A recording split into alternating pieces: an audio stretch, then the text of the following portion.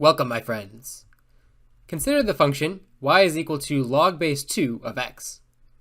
Let's graph this by making a table. If x is equal to 1, the function asks us 2 raised to what power is equal to 1? The answer is 0, as 2 to the 0th power is equal to 1. So we have the point 1, 0 on the graph. What about x is equal to 4? This asks us 2 raised to what power is equal to 4?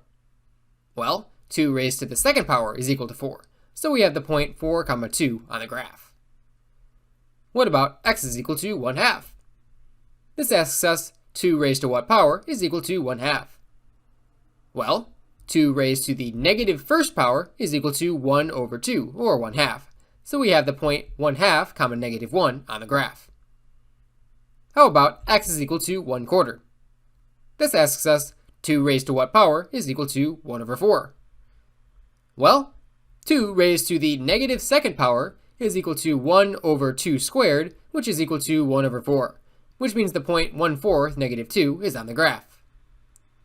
Connecting the dots, here is our function. There are a few things to notice about this graph. Firstly, the domain includes only values that are greater than 0. We can't plug in any points that are 0 or smaller into this function. Why not?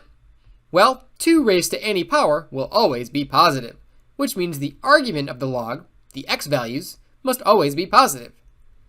This is the case for all logs. Second, notice that the y-axis, or x is equal to 0, is a vertical asymptote. This graph approaches but never reaches the y-axis. Third, note that there will always be the key points of 1, 0 and a, 1 on the graph of every log, where a is the base of the log. Let's try one with a fractional base. We have log base 1/2 of x. Let's again graph with a table. What we call the key points will be at 1, 0 and 1/2, 1, as 1, 0 is on every log, and whatever the base is, 1, will also be on every log, which in this case is 1/2, 1, since our base is 1/2. So we can plot those 2 points. If we plug in x is equal to 1/4, we are asked 1/2 raised to what power is equal to 1 over 4? Well, 1/2 raised to the 2nd power is equal to 1 over 4, so we have the point 1 over 4, 2 on the graph. If we plug in x is equal to 4, we are asked 1/2 raised to what power is equal to 4? Well, 1/2 raised to the negative 2nd power is equal to 4, as we would have 2 to the negative 2nd in the denominator, which is the same thing as 2 squared in the numerator, which is 4, so we have the point 4, -2 on the graph. Connecting the dots, here is our function. Notice we still have a domain that includes only values for x that are greater than 0. We also still have a vertical asymptote, which is the y-axis, or at x is equal to 0. We also still have the key points at 1, 0 and a, 1, where a is the base, as 1/2, 1 is one of the points on the graph.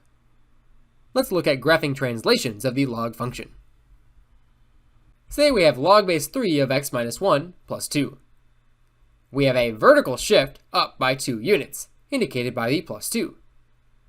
We also have a horizontal shift 1 unit to the right, indicated by the minus 1. If you've watched my videos in the past, you know that I like to draw a new origin at the location we have shifted to, which in this case is at 1, 2, as we shifted 1 unit to the right and 2 units up. Now if we ignore the translation, we know that the 2 key points on a log are 1, 0 and a, 1, where a is the base.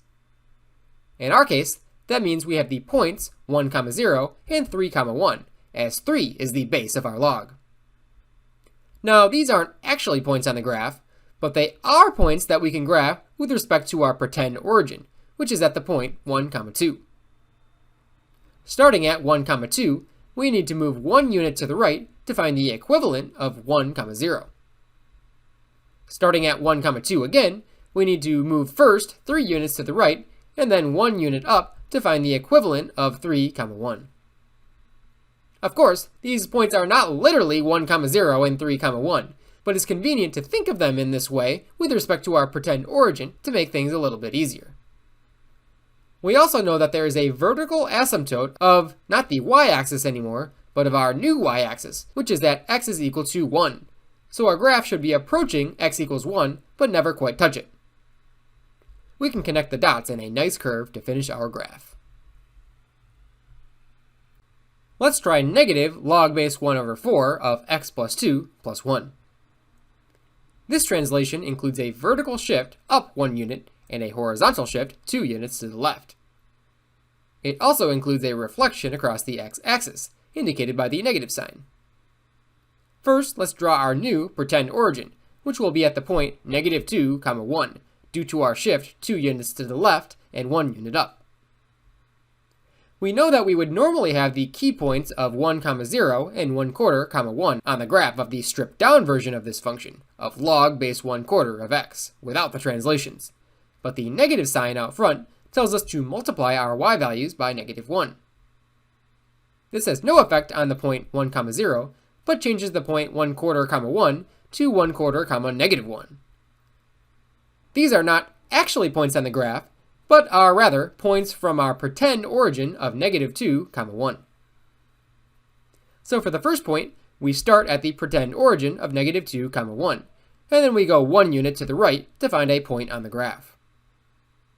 For 1/4, negative 1, we again start at negative 2, 1, and go 1/4 of a unit to the right, and then 1 unit down to find another point.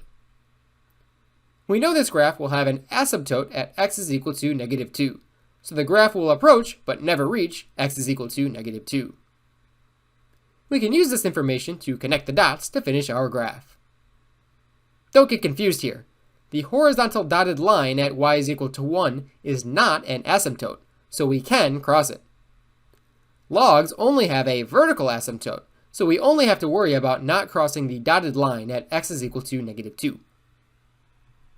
Okay, let's try one more. We have y is equal to 2 times the natural log of x plus 4 minus 3. This translation includes a vertical shift 3 units down and a horizontal shift 4 units to the left. It also has a vertical stretch by a factor of 2.